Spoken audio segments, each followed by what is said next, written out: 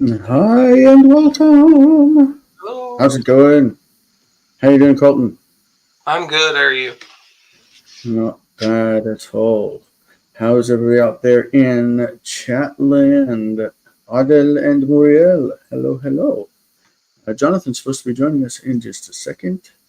We're just waiting for him to get on here because Colton really can't stay. He's got to go take care of something, and he'll be back later on. Yeah, cool.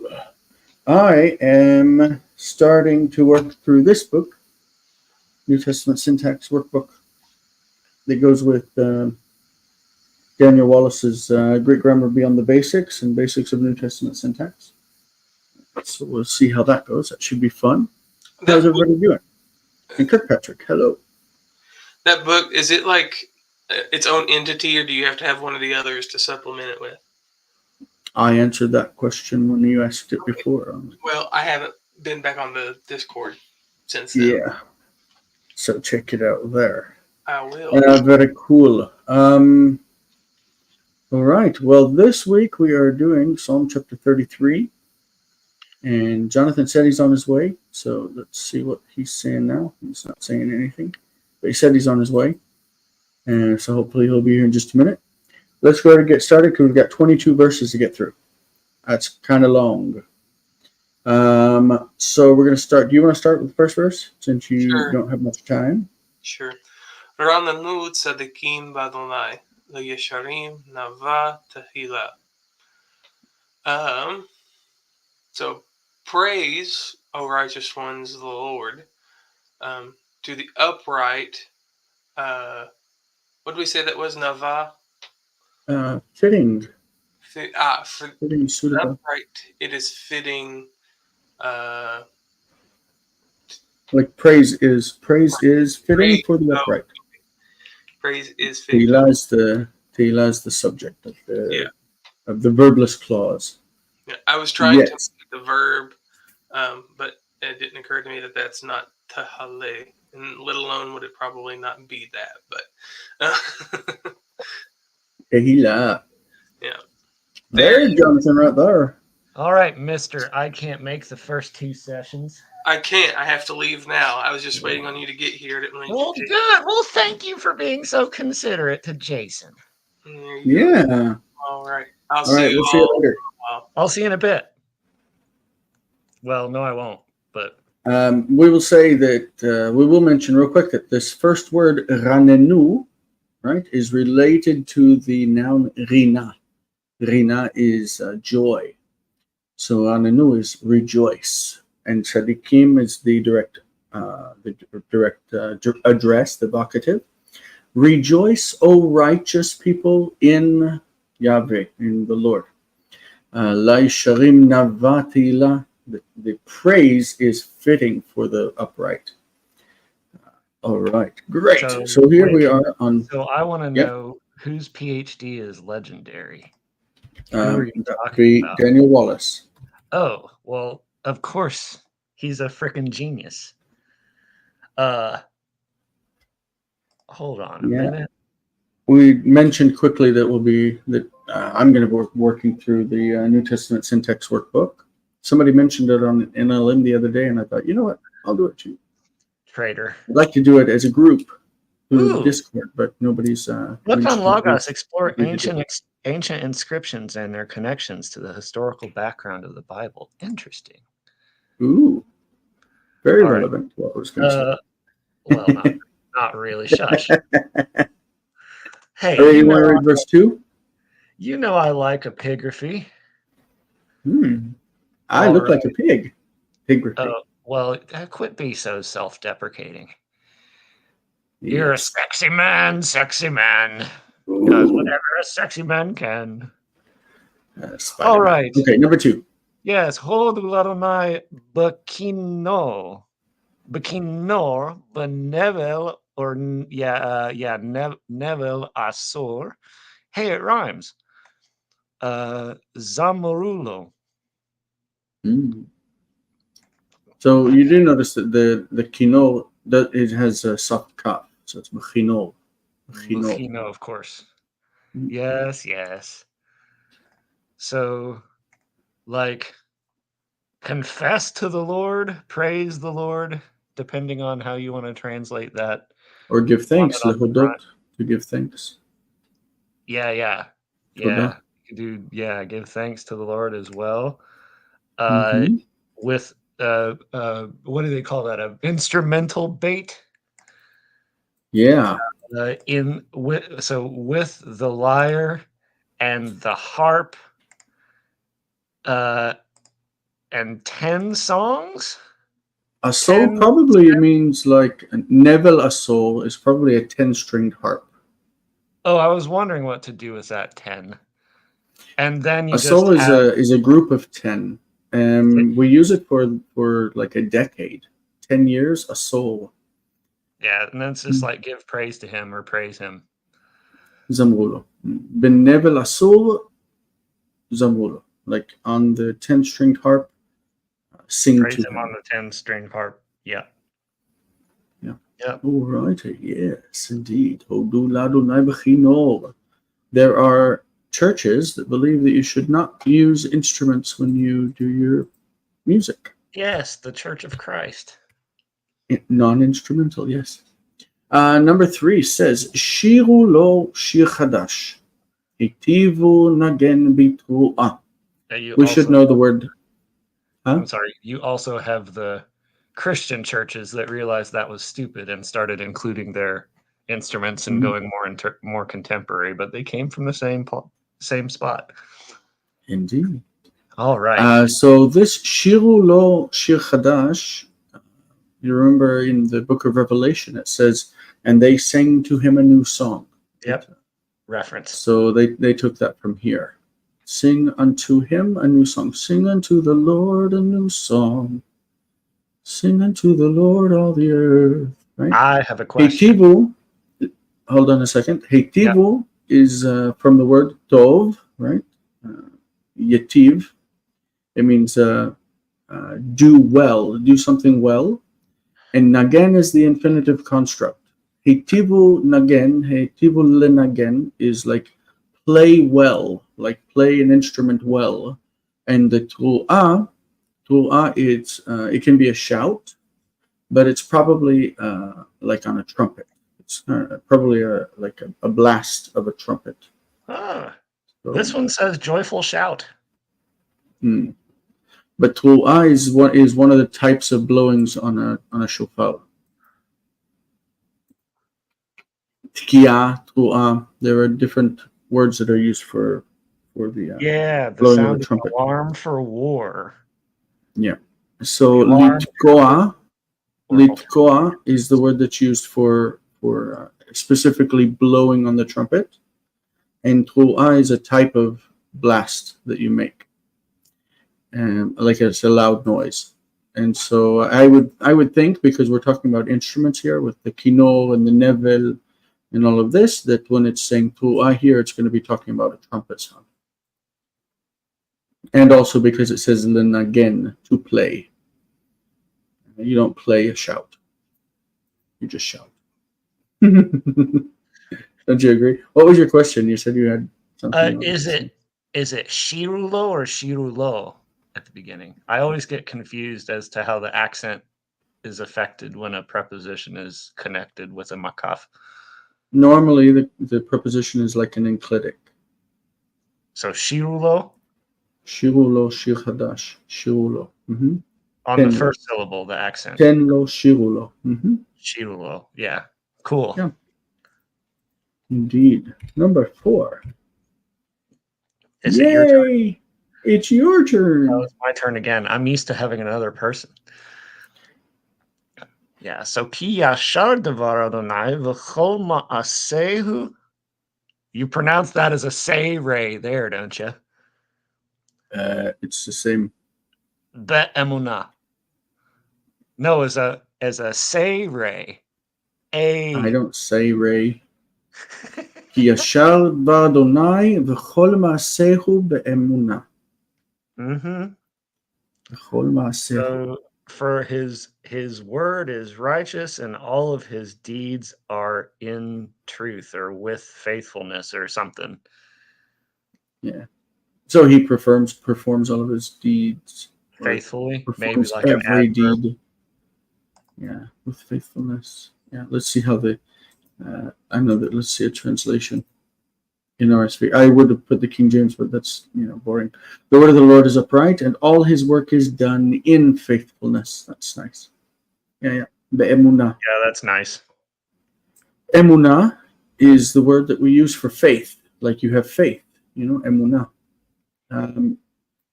Trust is imun. Imun. We have a lot of words that come from this root. Yeah, like emet.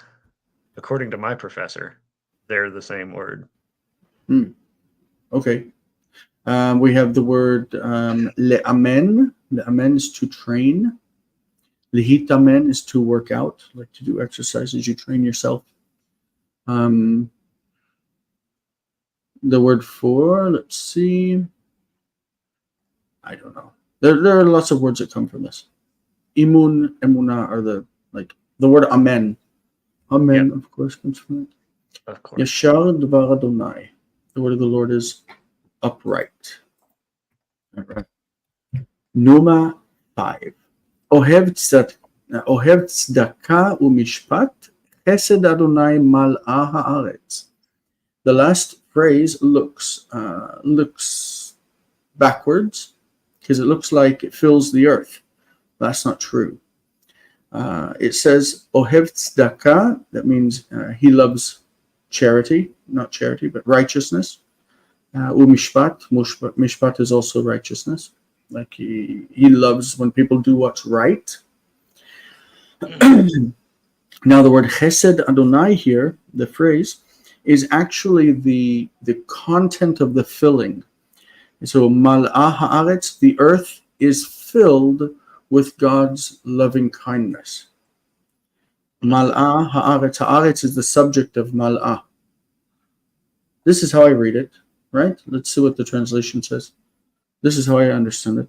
The earth is full of the steadfast love of the Lord. Yes. It's very common when you use malé to have be, the be prefix in front of it. You could say bechesed Adonai mal'a haaretz, but it's not necessary. You can say that something is full of something else without the be prefix. Ohev tzedakah u'mishpat, chesed Adonai mal'a haaretz. Nice verse to memorize, yeah? It's a good one. Today in modern Hebrew, we use the word tzedakah to mean charity, like you give charity. But in the Bible, tzedek and tzedakah both refer basically to the same thing, righteousness or doing what's right, justice. I remember when we were doing a word study on chesed and somebody was reading a more modern work on the word and they translated as charity. And my professor said, "Oh my God, that's disgusting." But why would it be disgusting? He doesn't like. I don't think he. Do you remember why it became charity? I don't think he likes Christian virtues assigned to that word. That's my theory. Oh, but it's not about Christianity. This comes from rabbinic Judaism. Right.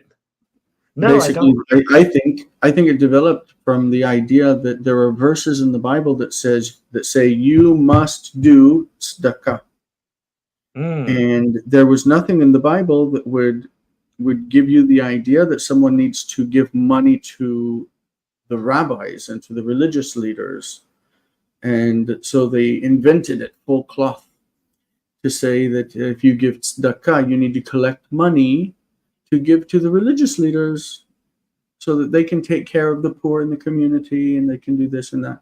Because the tithe we had, maaser, we had several different kinds of tithing, and the tithes would go to the temple and to the priesthood. But what would go to the rabbis who were not part of the tzadukim, the Sadducees? The rabbis were from the Prushim, the Pharisees. So where would they get money? So they needed to come up with a justification from the Bible for people to give them money. And they did it by adjusting the meaning of the word tzedakah from doing what's right to collect and give money to support the religious establishment that's not connected to the temple. That sounds right to me. That's my opinion on it. But anyway, in Israel today, if you say tzedakah, you're talking about charity, money that you collect in a box and you give to a synagogue. Yeah. Mm-hmm. You give tzedakah to a synagogue in Israel. Ooh, we might not finish this one today. Person. We just might. We may. Number 6. We'll do it one verse at a time and we'll make it through. Yep. Well, we need not to talk so much in between. Mm-hmm. Bidvar Adonai Shemayim na'asu uvruach piv kol tzava'am. So, Bidvar Adonai Shemayim na'asu. So we shall do the word of the Lord of the heavens, Adonai Shemayim. That's not right, is it? No, is we it in will construct? This is nifal. Oh. Na'asu is nifal. Yeah, by the word of the Lord, the heavens were made. Yes. Yeah. So by the word of the Lord where heavens were made, and by the breath of his mouth, all of his armies all of their armies understood are made or were made. Verb gapping. But instead of armies, army, they're host. It's singular. Yeah, right. Yeah. What would it be if it was plural with a suffix? Tzavai? Tziv'ehem? I'm not sure. Yeah, do we use? Does it go in the plural? Tzva'im? No, probably not. Tzva'ot? Tzva'ot. It does. Yeah. Tziv'otehem. Tziv'otehem? I've never heard that word. I don't know. Yeah. You say kol tzva'am. This also appears in the book of Genesis. Vayechulu hashamayim v'chol tzva'am. The heavens were completed and all their host. This is related to the book of Genesis, obviously, where the sky and everything in it was made by God's word, by God's speech, breath of his mouth, all of their host, referring to the stars and the sun and everything, the host of the sky. All right, very cool. Notice ruach piv very clearly means the breath of his mouth. Mm-hmm. And we should not take ruach as a reference to spirit. It's not a spirit. It's God speaking. It doesn't make any sense. It doesn't make any sense if you do it that way. Mm-hmm. This next word, kones, is used a lot in the book of Kohelet, Ecclesiastes, for gathering the wind and gathering this and gathering that. We use it in the nifal in modern Hebrew, the same root, to mean to enter. Lehikanes ani nichnas, to enter or come in. We use the hitpael, lehitkanes, to refer to gathering together, like for a conference or gathering together in a group. And lechanes also in the PL. So this root appears in a lot of the binyanim. Kones kaned mehayam. Noten be'otzarot tehomot. Okay, again, a reference to the book of Genesis that talks about tehom, the abyss. But here we see in the plural tehomot are the deeps, the deep waters, the depths.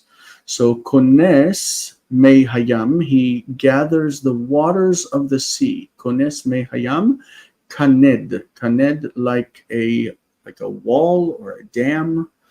Something that you hold water back, right? So he, as if he'd put a wall up to gather the waters in. That's what he did. Noten here doesn't mean giving; it means setting or putting.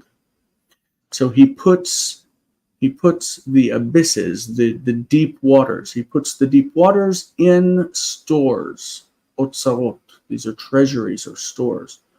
So he stores up. Stores up the deep waters. Check out what? The note.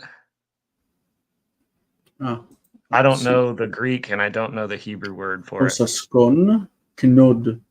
I don't know, but nod has such a bad sound to me. I don't know what askon is either. We can look it up. Hold on. Do you know what askon is in Greek? No idea. Lidag. Let's look it up. Have any Greek scholars in the audience? Anybody legal know this word? judgment. Oops. Scone probably is accusative of a skos, a wineskin, instead of a dam as a wineskin. And in Hebrew, nod would be a wineskin. We had that in our readings before. Nod in modern Hebrew sounds like something that smells bad. Yeah. Kones kaned mei hayam noten ba'otzarot tehomot. Should be pretty clear, I think. Yeah. Verse 8. We have a lot to get through, so we're pushing through. Yeah, we do. So right off the bat, I have a question. Yes. The preposition, the other prepositions combine. Badonai, kadonai, ladonai, but is this not? Because there's a shva under the yod. So yeah, me adonai. Interesting. Okay, you want me to show you how it works? Because the vowels are pulled directly. Let's see. Hold on. Why would those prepositions do it, and then this one not? I'll show you why. I'll show you what's going on. Hold on. Okay. Jason makes me feel stupid, everybody. Huh? I said Jason makes me feel stupid, everybody. Why? Because you know everything. Okay, so what we have is Adonai is a name, right? So let's put the points on there. Wow, that just doesn't look right. Let's fix the line height just a second. There we go. Okay. So when you put the min on the front of it, it becomes Me Adonai. Right? Yes. It has to do with the vowel. Yeah. Not the if you have the bet, okay. this would naturally be Ba Adonai. Excuse me, what's going on with my pointing? I preferred the smiley face. Right? Ba Adonai. Okay, and this vowel is an echo vowel, but the aleph quiesces and it's Ba Adonai. It's missing the vav because the cholam, because that's what's missing in the Aleppo Codex. So what happens here is that the vowels are directly transferred onto this. So we've got me, and then the chataf patach is transferred as a regular shva, and this is the normal pointing of this word in the Hebrew Bible. Always. Does that make sense? Mm-hmm. Yeah. All right, so that's what's going on with the vowels. Yes, okay, so verse 8, yir'u. Yir'u is a true first yod verb, because you have a doubled yod on the front. So I guess you could say they will fear, but if you took the Cook approach, it would be may they fear, because you have verb subject. And according to Cook, the Psalms do exactly as they're supposed to, and poetry isn't weird under his paradigm. That's how he based his their finding was largely based on Psalms. So if kol haaretz is feminine, then why is yir'u masculine plural? Kol haaretz is the subject of yir'u, right? Did you read the verse yet? I don't think you did. Yeah, so yir'u me Adonai kol haaretz mimenu. Kol haaretz beep. Kol haaretz mimenu yaguru kol yoshvei tevel. Or tevel, actually, I think. Yeah. Yes. It sounds like a seglet, but it ain't. Yoshvei tevel. Okay, so? Yeah. Not yeah. What's it mean? I guess. So if Eretz is the subject, that can't be referring to Eretz, right? It can. Remember the expression constructio ad sensum. I do remember that, actually. It's where the kol haaretz, yes, is feminine grammatically, But conceptually, what's going on in the semantics of the sentence is that it's referring to people. Kol haaretz is referring to the world and the people in it. So let them fear all the earth. Right? Yeah, all the earth is who they are. Yeah, so and it comes up very clearly in the last phrase, Kol yoshvei tevel. Yoshvei is yoshvim, the resident, the ones who dwell. Yeah. So then you technically have in the second half, all the inhabitants of the world will some cognate with fear, right? It's So also fear, yeah. Yeah, so if you were translating this on your own, you'd probably want to come up with a synonym, but I haven't thought very deeply about it.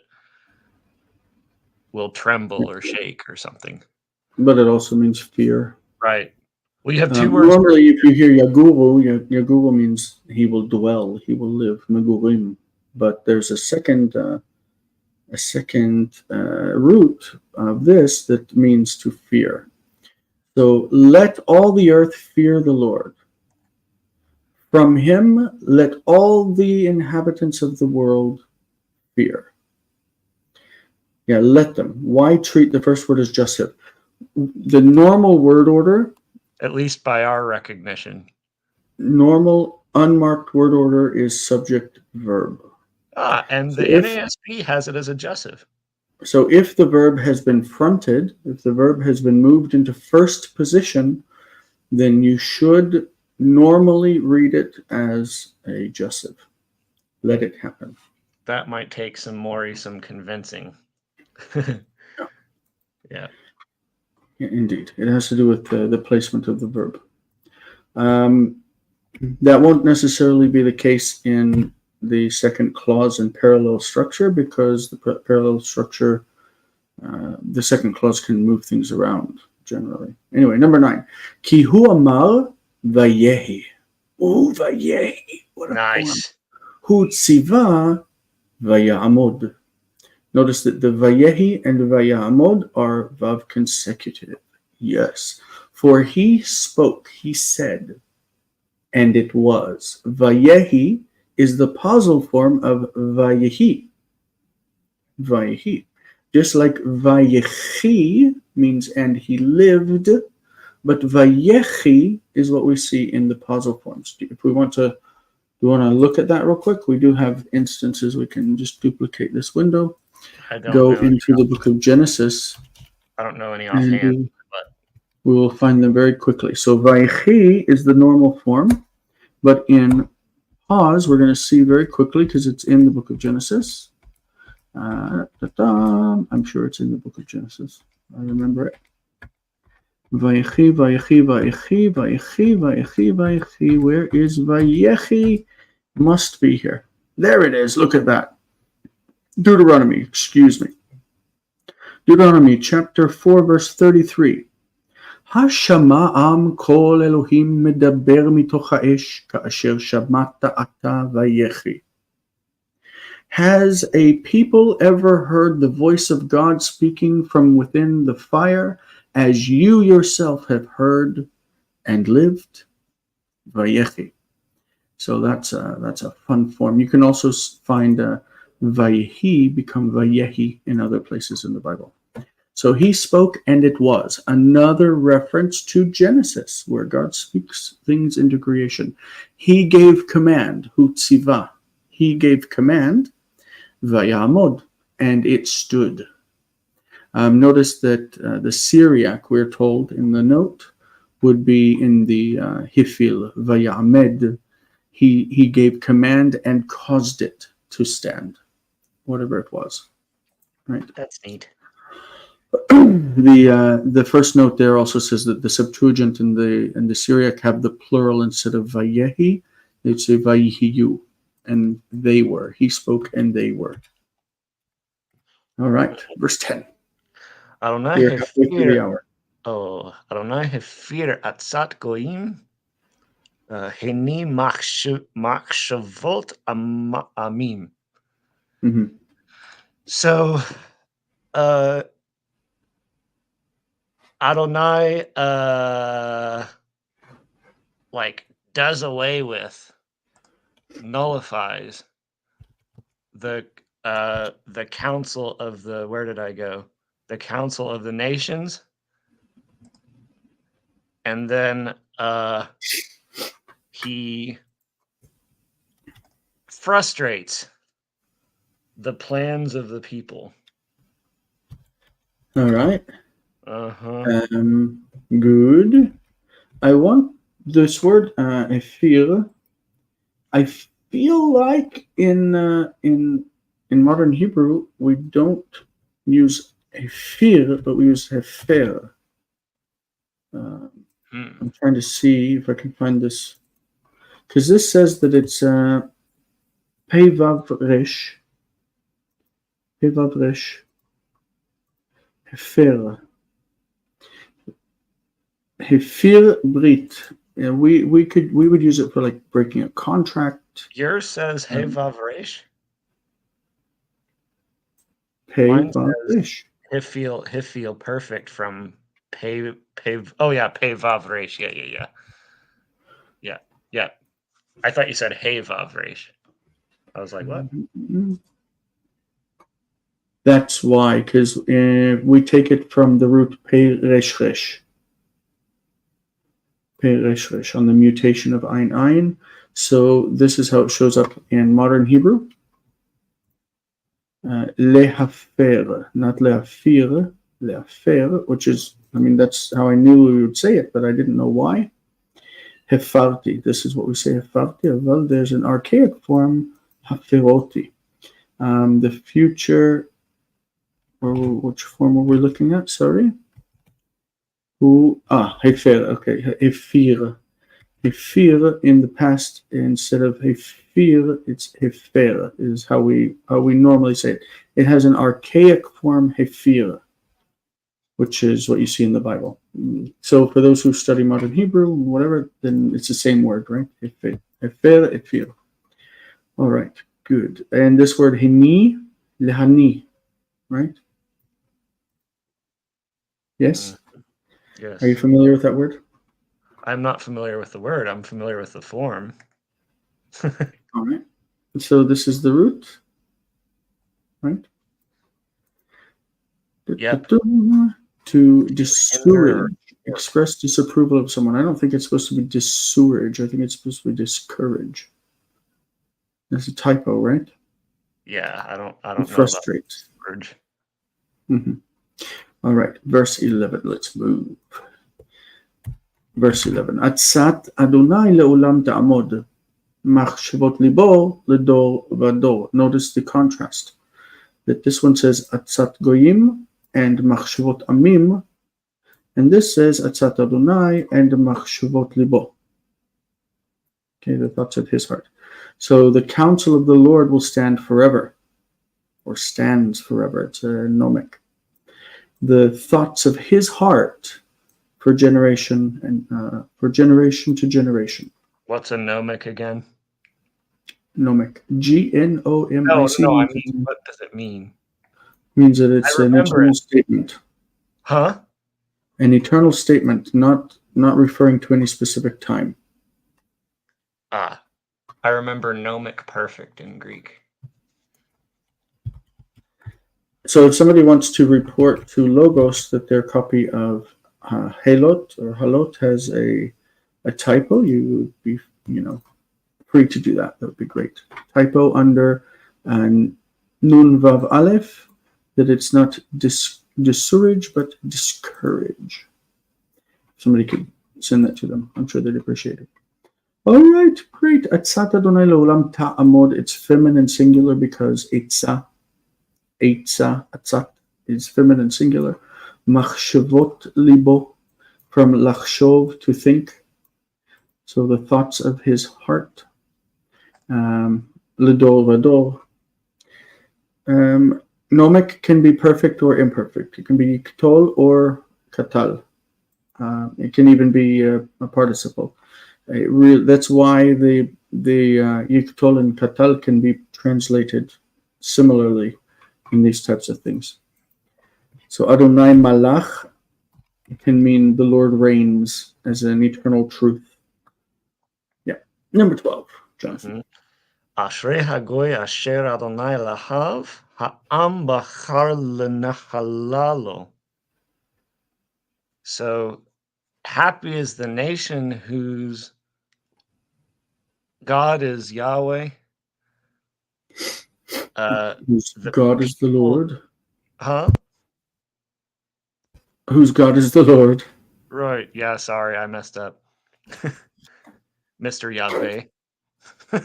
So blessed is the nation, or happy is the nation who has 𝗥𝗘𝗦𝗘𝗥𝗡 as its God. Yeah. Bachar lenachalalo. So he chose his camp. Oh no, he chose his Let's possession. assume that the word asher is missing here, right? Ha'am asher hu bachar. It's a headless Asher relative. hu bachar lo lenachala. The people which he chose for his own possession. He chose for himself. That's an interesting construction. Yeah, we're missing the word asher. Let's see how the NRSV says it. The people whom he has chosen. Yep. We're missing the word asher. It's elided. NASB say 12. The people whom he has chosen for his own inheritance. Yeah. Like without looking at a translation, like I felt that the asher was missing. Like that's something that shouldn't surprise us too much. Lots of things can be missing in poetic Hebrew. Right? All right. Verse 13. Any guys aren't asking any questions. Well, Mari asked about the gnomic thing, but maybe you just explained something so well they don't have any questions. There we go. Remember from when we read Psalm chapter 1 and it talked about God looking down from heaven? Well, we see this again. Mishamayim hibita Adonai. Ra'a et kol b'nei ha'adam. This is a very simple verse. The Lord looked from heaven. He saw all the sons of the man. Let's see what's going on with the textual stuff. Non manuscripti. This is non. Not a few manuscripts, or not none. Not no manuscripts means a few manuscripts. And the Syriac say vera'a. Instead of ra'a, it says vera'a. Okay. And it says, letter B, the word et is missing. That's the little greater than sign. It means it's missing, it's omitted. And this is actually the word pauki manuscripti, in a few manuscripts. It's the word et is missing in a few manuscripts. And C says that instead of ha'adam b'nei ha'adam, there are a few manuscripts, pauki manuscripti, that say Aram, like Syria, Aram. I don't know why they would say that, but so the sons of Aram. God looks down from the sky and he sees the children of Aram. No, I'm sure it should say the children of man, the sons of man. All right, verse 14. Hold on, we had a follow-up question about the 𝗔𝗓 that I didn't see. Let's go all the way back up. Why treat the first word as a 𝗔𝗓? We mentioned. I am aware of the subject word order theory of Homestead, but still struggling to understand in what circumstances we can be confident that the sentence is truly isolated from the previous. Yeah, that's an Americanism. What does the like mean there? Nothing? It's okay, just we can be confident that the sentence is truly isolated from the previous one. Let's go back up. Yir'u. Okay, so the previous sentence. Kones kaned me'ayam. Noten ba'otzarot tehomot. Yir'u me'adonai kol ha'aretz. I don't see what connection there would be.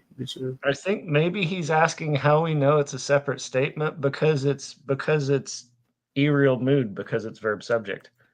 He continues and say to make sure the word order isn't caused by something else.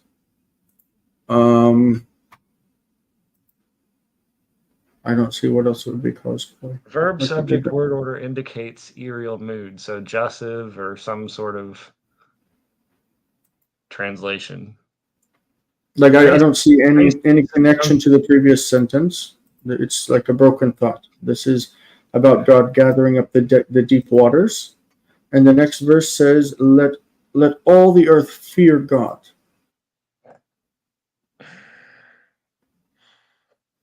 So I don't see what connection there could be. Like the fronting of the verb is like it's putting the verb in focus and saying this verb be the verb. Let the verb happen. By moving it to the front, that is almost always the case. I mean, as far as in my reading, that's what I come across. I agree with Olmsted and Cook that if the verb is fronted, it should be read as some kind of jussive, some kind of modal, irrealis, excuse me. And that only doesn't include the verb consecutive.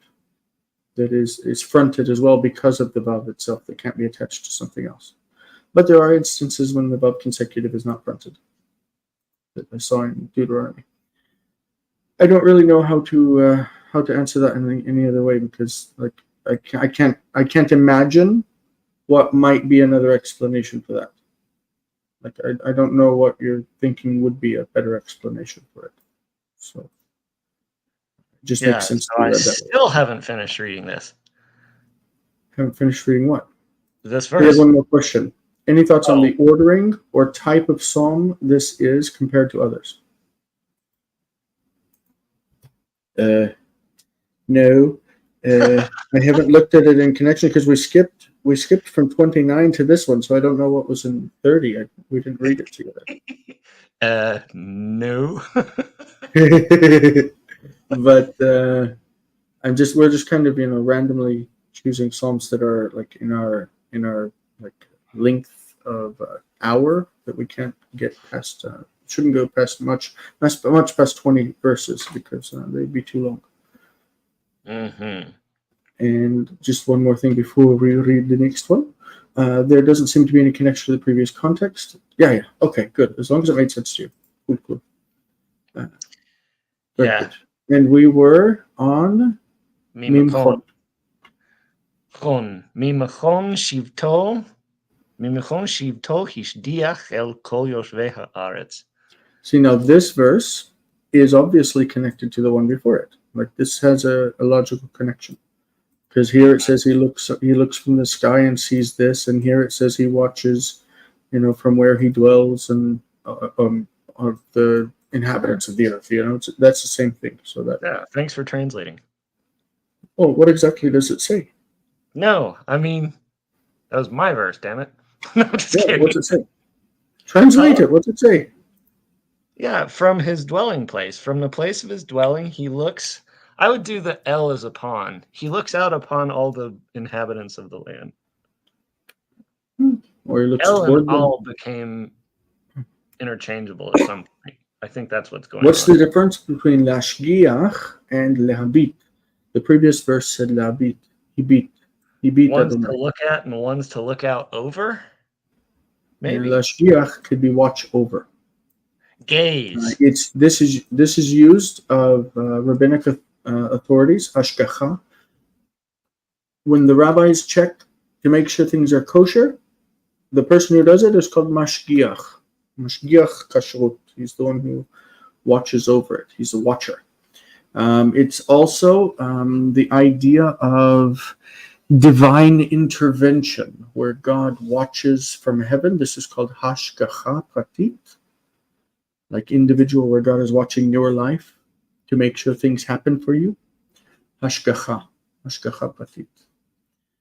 All right, good. Number 15. Hayotzer yachad libo, hamevin el kol masehem. Let's move the verse up a little bit. There we go. Hayotzer yachad libam. Sorry, halibam. Hamevin el kol masehem.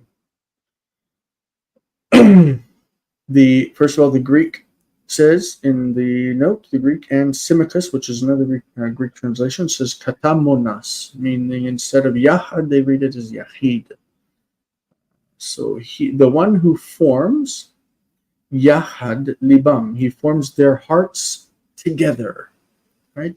The one who understands all of their deeds, he understands all of their actions. So God, the one who watches from heaven and sees what they do, he's also the one who was put together their hearts, and their hearts would mean their thoughts.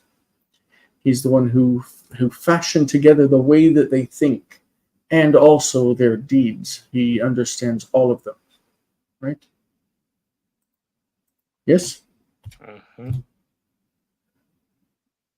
I mean, right. I'm following you. We don't know if the other people are. Number 16. 𝗥𝗘𝗦𝗚𝗛𝗧 𝗥𝗘𝗦𝗚𝗛𝗧 Berov chayil. Berov, yeah, I messed up. Kamatz hatuf, because it's stressed as one unit, and here comes my kitten. So 𝗥𝗘𝗦𝗚𝗛𝗧 𝗥𝗘𝗦𝗚𝗛𝗧. Oh wait, that's not mine. 𝗥𝗘𝗦𝗚𝗛𝗧 berov chayil. Gibor lo 𝗕𝗘𝗦𝗚𝗙𝗧 berov koach. Yes. So, there is no king. What's this word? Yasha. How about if you take the nosha negated with n? So because participles take their negation with no king will be saved or something. The king is not delivered by a strong army or a numerous army or a huge army. An abundance of valor, maybe an abundance of valor. Remember Eshet Chayil, a woman of valor. Yes, I do remember that. But also Chayil can be wealth. It can also refer to like. Yes, but now we have lo yinatzel barov koach. Yes. So what's the goal? Yeah, so nothing will be delivered. What's Gibor? A warrior. Not a A single warrior will not be saved by an abundance of strength or power. Yes. Mm-hmm. Like maybe blood strength, and there's a note on C, or there's a note third person singular. Instead of berov koach, it says berov kocho in the Septuagint and Symmachus, the Syriac, and the Targum. Berov kocho, the abundance of his strength. All right, and also in the beginning, chayil would be chelo. It's added to the suffix. All right, 17. I think we're making slow progress. So we are. שקר הסוס לתשועה, וברוב חילו לא ימלט. Okay, so again, we are. This verse is connected to the previous one, right? So false or a lie is the horse for deliverance. Chua is the same as Yeshua, deliverance or salvation. So in other words, a horse cannot save. It's a false hope. It's a lie. Like if you think the horse is going to save you, it's a lie. Sheker. Uverov chelo, and the chelo here is talking about the horse. And in the abundance of its strength and the strength of the horse, lo yemalet. Notice the yemalet is transitive. It will not cause to escape. The horse will not be able to help you escape. Everybody notice this is soda and not beer. Yay! I'm drinking Coke Zero, the drink of champions. We're both drinking sugarless drinks. Good. All right, verse 18. But it needs to be pointed out again that chua is the same as Yeshua. That the prefix taf and the prefix and the word and the letter yod both refer to the same thing here. They both refer to deliverance. Okay. Number 18. All right. Hine in Adonai el yire'av lamayachalim lechasto. So, and there's a note here. So if you wanted to, you could take this as the spring of Yahweh or the eye of Yahweh, but it's not spring because it has a nay in the Septuagint and is that the Vulgate? Is that supposed to be a V? It's Syriac. It's supposed to be an S. It says MS, which is manuscripts. It means right. Probably one. There's one manuscript, one Hebrew manuscript. And then the Septuagint and the Syriac that says, Hine Adonai el yire'av, the eyes of the Lord are toward those who fear him. Mm-hmm. But it's perfectly fine to read Ein Adonai, the eye of God. And what's liyachel? For the I'm sorry, yachalim, those who wait, those who wait for his faithfulness. Yeah. It's the PL of Yachal, right? PL. So before this, I looked up the Isaiah passage, the one that says, "Those who wait on the Lord shall renew their strength," and it uses the word lekavot, but it's actually koye Adonai. Those who wait on the Lord. I was hoping that it was the same verb, but it's not. We're going to do this. 2 more verses, 9 minutes.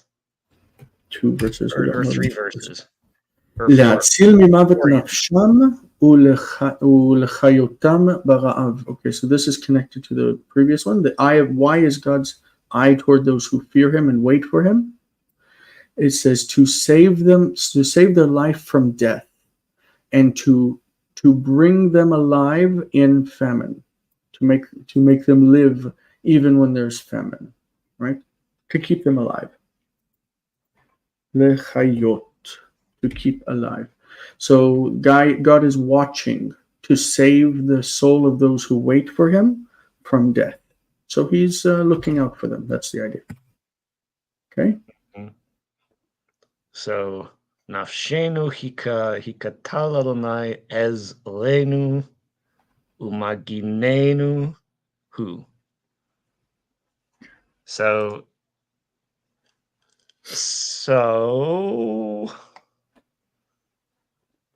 like our soul or our life, another synonym of yichel. Now we have our soul waits for the Lord. Yeah. He is our help and our shield, and those are in plural, right? Notice the placement of the word who at the end. It's the subject of the verbless clause with a pronoun. That's how it works. It's lenuhu, no copula pronoun, right? Yes. No, is he? It's not a. Yeah, it is a predicative. Yeah. It's not a predicate. It's a subject. He is our help and our shield. Nafshenu chikta l'Adonai. Our soul waits. It's a noun. Mm-hmm. Mm-hmm. Yes. But it's not. It also is null copula because there is no copula. There's no verb. I meant copular pronoun. Sorry. Kivo yismach libenu, ki v'shem kodsho batachnu. It says, because in him our heart will be happy. Because in the name of his holiness, in his holy name, we have trusted. All right, and we have arrived at the last verse in the chapter, which is fantastic. So, Yehi hastaka Adonai aleinu. Try again. Go back to the beginning. Sorry? Go back to the beginning. Yehi hastaka? There's no dagesh in that kaf. No, I didn't mean to say it. I didn't mean to say it as a dagesh. Yehi hastaka. Hastaka Adonai aleinu ka'asher yechalnu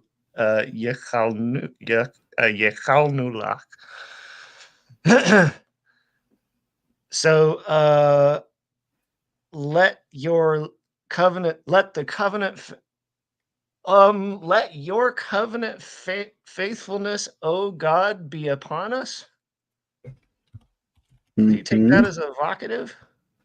Yes, that is vocative. Yeah, because so it's saying your, 𝗥𝗘𝗦𝗧𝗧, it's saying your, so let this your is covenant addressing it. faithfulness, O Lord, be upon us, just as just as we just had 𝗥𝗚𝗦𝗘𝗧, and this is I know. 𝗥𝗘𝗦𝗡𝗦. Just as We they have wait for waited. you or something. Just as we have waited upon you. Oh yeah, because nu, not 𝗥𝗚𝗚. Yeah, 𝗥𝗚𝗦𝗚. ייחלנו לך. יהי חסדך אדוני עלינו כאשר ייחלנו לך. Hey, Andrew Yes. Dunbar, welcome. We're glad that you like what we're doing. I just now noticed his message. Indeed. Andrew, I assume that I ran into you on Discord. I'm not really sure, but welcome, and hope that you will pick it up. We are now 4 minutes to the hour. We're going to be tackling Wine-Green, I believe, section 32. Is that right? 32 it is. I think so. Exercise set 32 from Wine-Green. We're going to be taking on in the next session. So those who are with us and want to continue with us, please go to the Hebrew Cafe YouTube channel and click on live and join us. We'll see you in a few minutes. Thanks so much for joining us. Today, I didn't mention, tonight and tomorrow is Tisha B'Av, which is a Jewish holiday. And it's not holiday, but a fast day, because according to the tradition, this is the day on which the first and second temple were destroyed, and that there were a bunch of other calamities to the Jewish people and disasters. And we're hoping that tonight will not afford another tragedy, that Iran doesn't attack tonight. But we've heard threats. So they're saying, anyway. like over here, they're saying next week. All right. But we'll see. Let them keep putting it off and let there be peace talks. Amen. All right. We'll see you guys in a few minutes for Wine-Green. Peace, Bye-bye. everyone. Peace, peace, peace.